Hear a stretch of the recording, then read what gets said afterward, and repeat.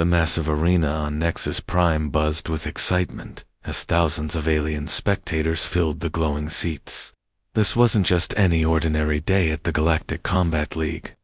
Today marked another chance for someone, anyone, to challenge the mighty Vorthok warriors who had ruled these fighting grounds for longer than most civilizations could remember. 300 years. That's how long it had been since anyone had even come close to defeating a Vorthok champion. 3 centuries of watching alien fighters from across the galaxy step into that circular pit of metal and lights, only to be carried out on stretchers within minutes. Some lasted 30 seconds. The lucky ones made it to 2 minutes before their bones were crushed or their bodies were thrown against the energy barriers that kept the audience safe. The current Vorthok champion was a monster even by their standards.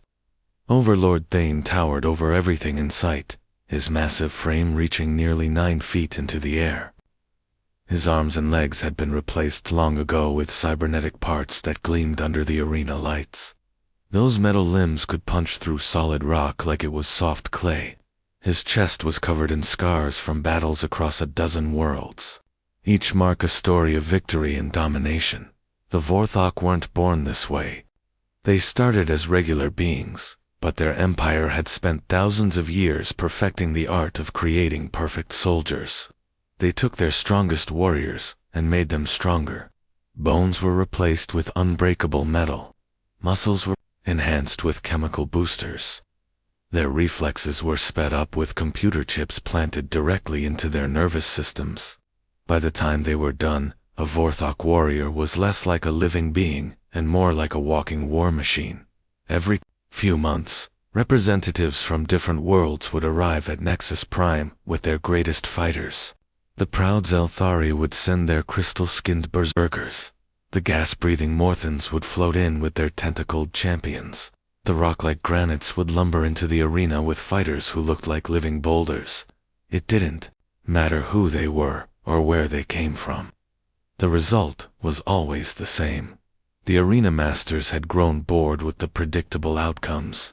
Even the betting pools had stopped taking serious wagers. Who wanted to bet on a fight that everyone knew would end the same way? The Vorthok Empire loved it, though. These public defeats of other species helped remind the galaxy who was in charge. Every broken champion sent a message to their home worlds about the price of challenging Vorthok authority. That's why nobody expected much when the application arrived from a small blue planet in a quiet corner of the galaxy. Earth, they called it. The arena officials had to look it up in their databases just to find out where it was located. What they found made them laugh out loud. Humans were listed as one of the weakest species in known space. They had no natural armor like the granite people. They couldn't breathe poison gas like the Morthans. They didn't have claws or fangs or any built-in weapons. They were just soft pink creatures who seemed to break if you looked at them too hard. Their bones were made of simple calcium, not metal or crystal. Their muscles were powered by nothing more than basic chemistry. They didn't even live very long compared to most galactic species. The arena masters showed the application to their friends as a joke. Earth wanted to send a champion to face Overlord Thane, the same Thane who had recently defeated the champion of the warrior clans of Zarian in 12 seconds. The same Thane whose last opponent had to be scraped off the arena floor with specialized cleaning equipment. The betting houses didn't even bother setting odds for the upcoming match. What was the point? Some of the more cruel spectators were already placing bets on how many pieces the human would be in when the fight ended. The kinder ones hoped it would at least be quick and painless. Overlord Thane himself barely reacted when told about his next opponent. He was busy in his training chambers, lifting weights that would crush a small vehicle. When his handlers mentioned that his next fight would be against something called a human, he just grunted and continued his workout. Another warm-up exercise. Another few minutes of mild entertainment before he could get back to more important matters. The Vorthok Empire had already started planning their next conquest while barely giving this upcoming match a second thought. The docking bay of Nexus Prime was usually filled with impressive spacecraft that gleamed under the station's artificial lights. Ships made from exotic metals that could survive the heat of dying stars. Vessels with energy shields that shimmered like soap bubbles around their hulls. Some were so advanced they seemed to bend light around them as they moved through space. Then there was the human ship. It looked like someone had welded together spare parts from a junkyard and somehow convinced them to fly. The hull was dented and scarred from what looked like countless battles. Patches of different colored metals showed where repairs had been made with whatever materials were available. One of the engines was held in place with what appeared to be heavy-duty tape.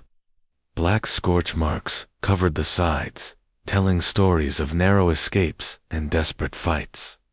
The alien dock workers stopped their duties to stare, as this flying wreck somehow managed to land without falling apart. Steam hissed from various joints as the engines powered down. A few sparks shot out from under one wing before everything went quiet. The airlock opened with a grinding sound that suggested it might not close again without serious repairs. Out stepped a figure that made the gathered crowd do a double take. This was Earth's champion. This ordinary-looking human, who barely reached the shoulder height of most species present.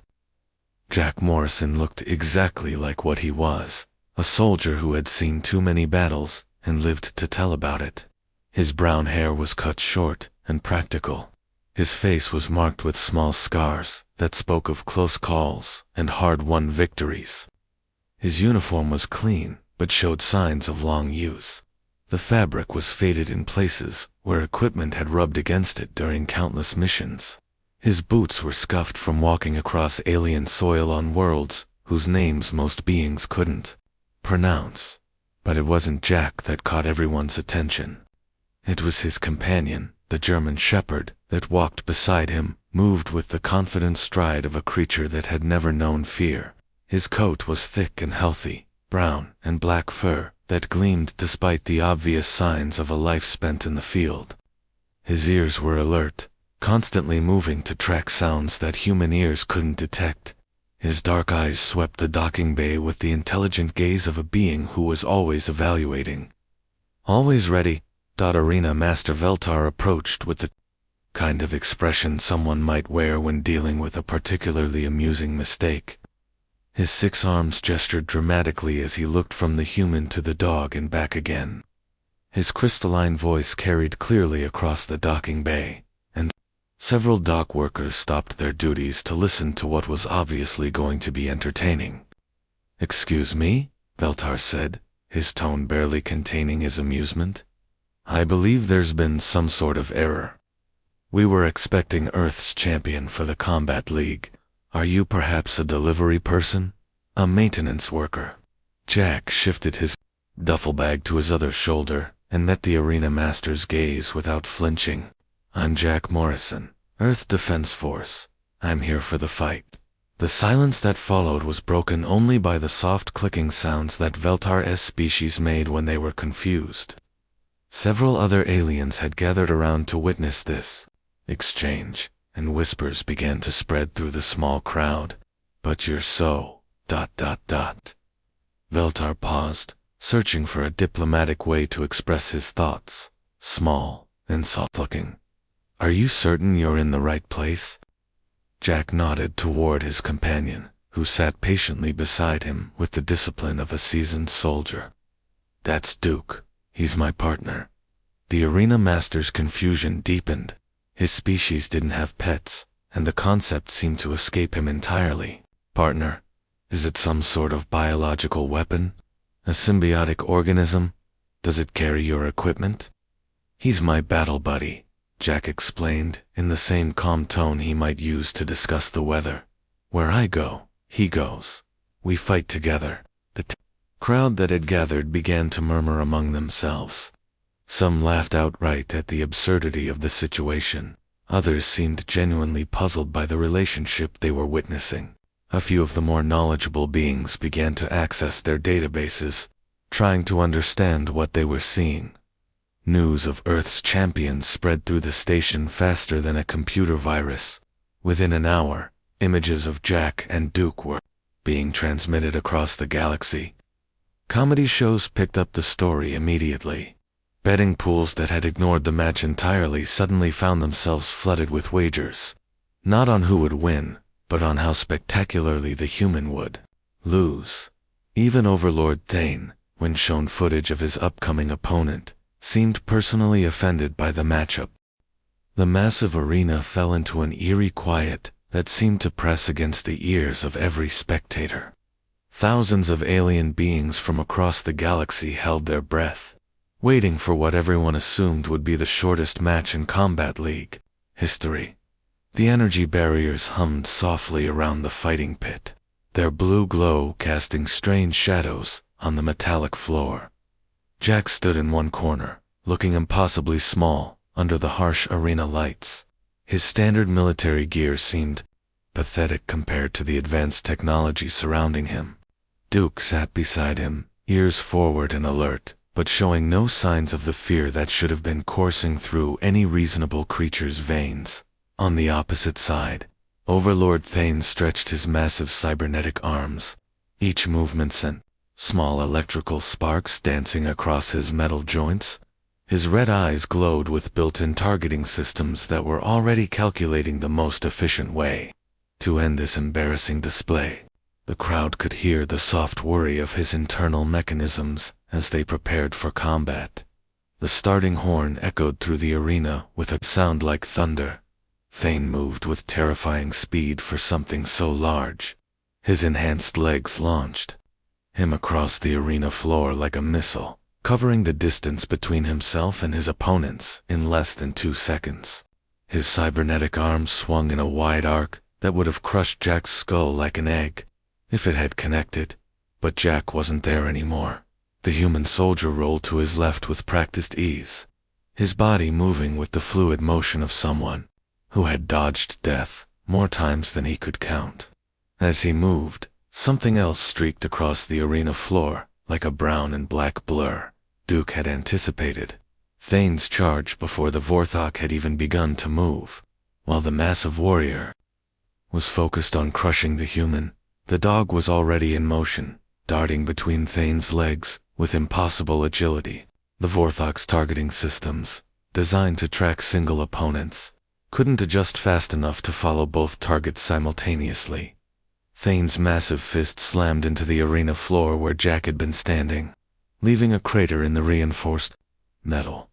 Sparks flew from his knuckles as he tried to locate his target, but his sensors were giving him contradictory information. 2 heat signatures, 2 sets of vital signs, 2 opponents where there should have been 1 helpless victim. The crowd began to murmur in confusion. This wasn't how these fights usually went.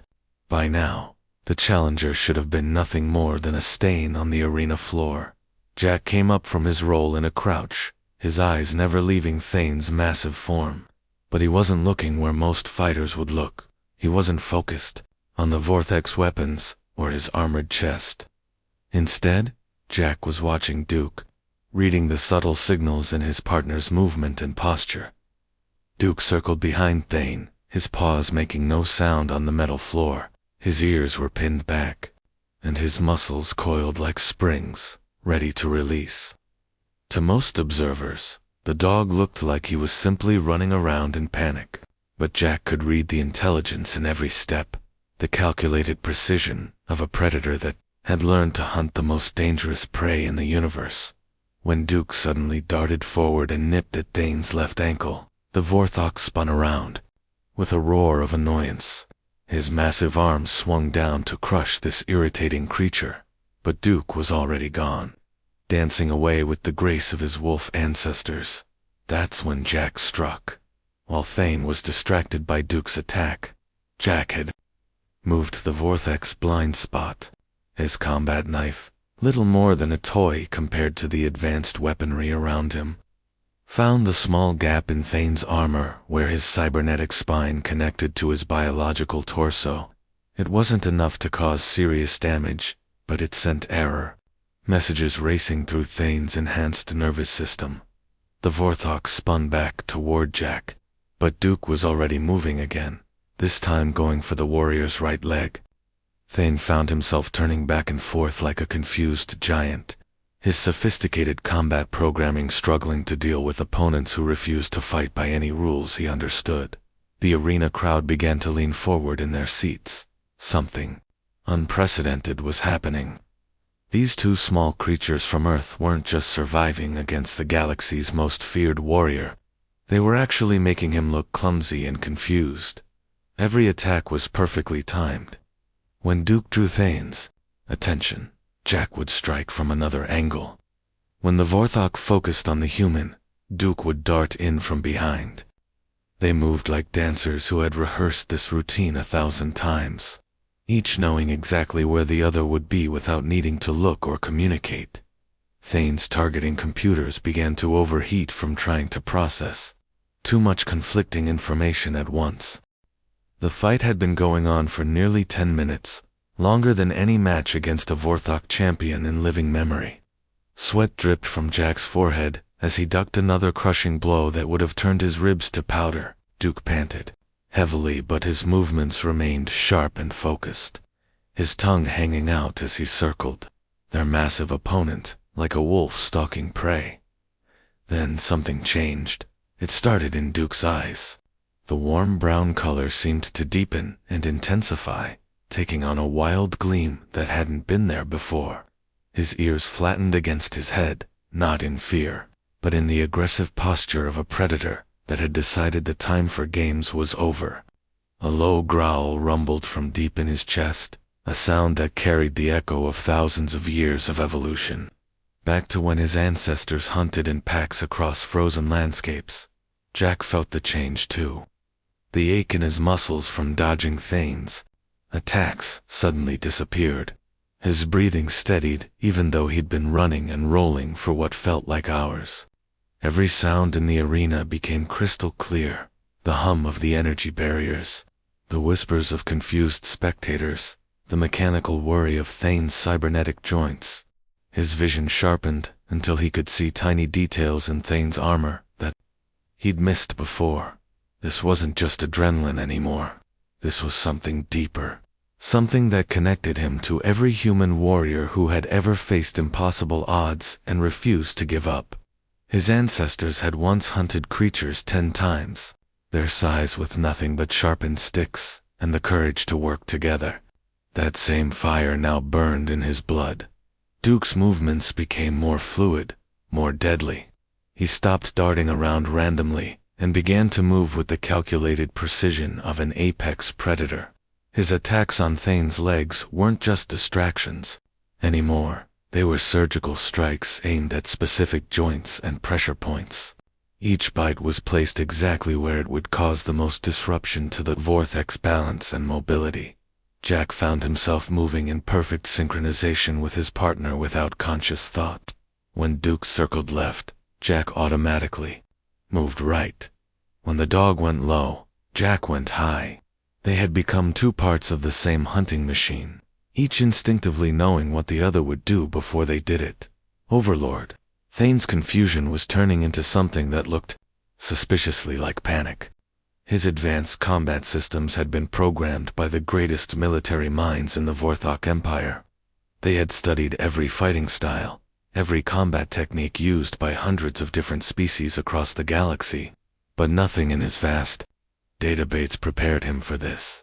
His sensors kept trying to lock onto individual targets, but Jack and Duke moved as one organism. When his targeting computer focused on the human, the dog would attack from a blind spot. When he tried to track the dog's movements, the human would strike from an unexpected angle. His mechanical reflexes, enhanced to superhuman speeds, couldn't keep up with opponents who seemed to anticipate his every move. The crowd had gone completely silent now. Even the most bloodthirsty spectators found themselves holding their breath as they watched something that defied everything they thought they knew about combat. The Vorthok were supposed to be unstoppable. Their champions were supposed to be perfect killing machines. Yet here was their greatest warrior, stumbling around the arena like a confused child, while two small creatures from a backwater planet made him look clumsy and slow. Jack's combat Knife found another gap in Thane's armor, this time between two metal plates on his shoulder. The blade sank in just deep enough to sever a cluster of control cables, causing Thane's left arm to stutter and spark. Duke simultaneously launched himself at the Vorthak's knee joint, his powerful jaws clamping down on a hydraulic line that controlled the massive warrior's balance. Thane roared in frustration and pain, a sound that echoed through the arena like thunder. He swung his massive arms in wide, desperate arcs, no longer trying to aim at specific targets, but simply hoping to hit something, anything, to end this nightmare. But Jack and Duke flowed around his attacks like water, always one step ahead, always in perfect harmony. The Vorthak's programming began to show signs of serious malfunction. Error messages cascaded across his visual display faster than his enhanced mind could process them. His targeting systems overheated from trying to track too many variables at once. His balance sensors couldn't understand why he kept missing opponents who should have been easy targets. For the first time in 3 centuries, a Vorthok champion was not just being challenged, he was being outfought by creatures he had dismissed as weak and primitive. The moment came suddenly, and without warning. Overlord Thane, the unstoppable champion who had crushed every opponent for 3 centuries, took one step too many while trying to swat at Duke. His damaged hydraulic systems finally gave out completely, sending error signals racing through his cybernetic spine. The massive warrior's left leg buckled beneath him like a broken tree branch. Time seemed too slow as the 9-foot giant toppled forward. His enhanced reflexes tried to catch him, but too many of his systems had been damaged by the precise strikes from Jack and Duke. Sparks flew from his joints as he crashed to the arena floor with a sound like thunder, his massive frame shaking. The entire structure. The impact sent vibrations through the metal flooring that every spectator could feel in their seats. Overlord Thane tried to push himself up, his remaining functional arms straining against the floor, but his power systems were failing one by one. Lights flickered and died across his cybernetic body, as backup batteries couldn't handle the load. Within seconds, the most feared warrior in the galaxy lay motionless, his red eyes dimming to black dot. Jack dropped to one knee beside Duke, both of them gasping for breath after the most intense fight of their lives. The human soldier's uniform was soaked with sweat and torn in several places where Thane's attacks had come dangerously close. Duke's tongue hung out as he panted heavily, but his tail wagged slowly in the satisfied way of a job well done. The arena was completely silent. Thousands of beings from dozens of different worlds sat in their seats, unable to process what they had just witnessed. The silence stretched on and on, broken only by the soft hissing of Thane's failing systems and the quiet breathing of the 2 unlikely victors. Then the chaos began. It started with a single voice from somewhere in the upper seats, a high-pitched alien shriek of disbelief that broke the dam, and suddenly the entire arena erupted in noise. Some spectators cheered wildly, others shouted in confusion, and many simply sat in stunned silence, trying to understand how the impossible had just happened right before their eyes. In the VIP sections reserved for military observers and government officials, emergency communicators began buzzing frantically. Generals and admirals from across the galaxy were trying to contact their home worlds immediately. What they had witnessed wasn't just an upset victory in a sporting event. This was a fundamental shift in how they understood combat, warfare, and the balance of power in the universe. The Vorthok delegation sat frozen in their luxury box, their faces showing expressions that their species rarely displayed: complete shock and disbelief. For 300 years, their champions had been the ultimate symbol of their empire's strength and superiority. The idea that they could be defeated by anyone, let alone by creatures from such a primitive world, simply didn't fit into their understanding of reality. Medical teams rushed onto the arena floor, their equipment beeping and flashing as they worked to stabilize Overlord Thane's damaged systems. The fallen champion was alive, but his cybernetic enhancements would need extensive repairs before he could even stand again. It would be months before he could fight, and everyone watching knew he would never be the same warrior who had entered the arena that day. Jack slowly stood up and gave Duke a gentle scratch behind the ears, the simple gesture of affection that had started this whole incredible journey. The dog leaned against his partner's leg, both of them watching as the medical teams worked on their defeated opponent. There was no celebration, no victory dance, or boastful gestures. They had done what they came to do, and now they were ready to go home. But the galaxy would never be the same again. In research facilities across known space, xenobiologists and military strategists were already pulling up every piece of data they could find about Earth and its inhabitants. How had humans developed this incredible ability to bond with other species? What other capabilities might they possess that had been overlooked? Were there more teams like Jack and Duke already being trained on that distant blue planet? The questions multiplied faster than anyone could answer them. Intelligence agencies that had dismissed Earth as irrelevant suddenly found themselves trying to establish contact with human governments. Military academies began emergency sessions to study the footage of the fight, trying to understand tactics that seemed to defy everything they knew about combat. The age of Vorthok dominance, which had seemed as permanent as the stars themselves, was over in the span of a single afternoon. The pack had not just arrived, it had announced to the entire galaxy that the old rules no longer applied, and that the smallest and most underestimated species in space might just be the most dangerous of all.